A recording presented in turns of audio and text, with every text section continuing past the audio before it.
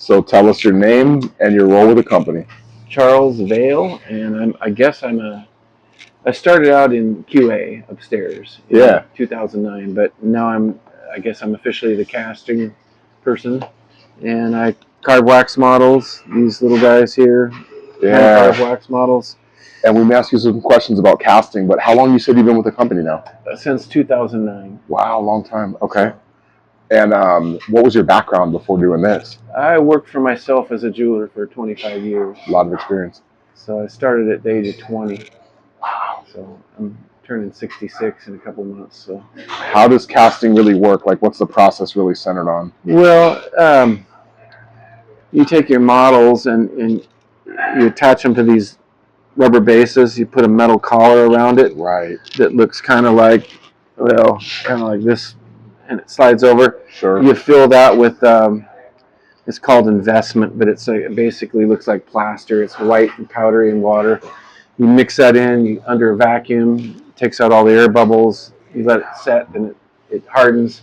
You pop the rubber base off. You put that in the oven, which is, I can probably show you real quick if you want to see it.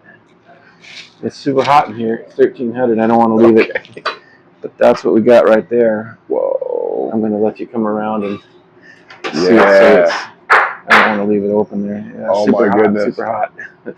Wow! Burn my hand. Dang! But I shouldn't even do that. But it's probably okay. Anyway, so you're taking like raw metal, melting it down, and then you're basically melting out what's in this. It's called a flask. You're melting out. There's a hollow cavity where the plaster was the investment was all around, and those wax models are melted out. So there's a hollow opening. So you're just taking molten metal and you're forcing it in there under centrifugal force or under a vacuum, or just depends on how you cast it. Is there any limit to what you can cast? Is there any shape or size you could technically do in theory? Super thin things are difficult, and sometimes really big, heavy things. You know, they have their unique problems. Sure. But you know, your average jewelry items are just, it's not a big deal. It works, and we also cast platinum and other gold alloys. So. Do each of these are these molds, and do they each serve a different purpose, different size, or different shape, maybe? Oh, these wax models. Yeah. Well, these come from. These are just kind of hard to explain it. Sure.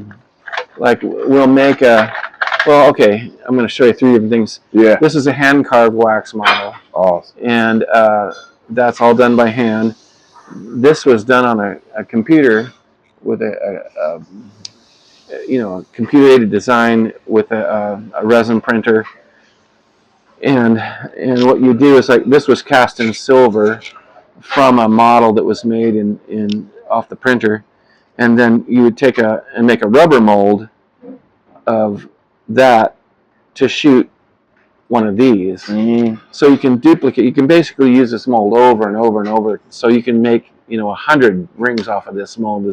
It takes some time to shoot them because you squirt molten wax in there, and then it has to cool, and then you peel it off and you pop out the wax, and you're left with this, and then you got to do some touch up and go through that investing process. So it's kind of a long process, I guess you could say. It takes a couple of days from start to finish. So sure.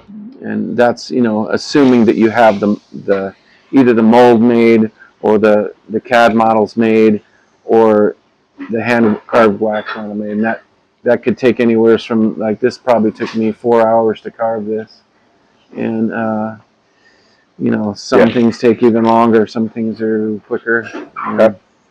So good. Yeah.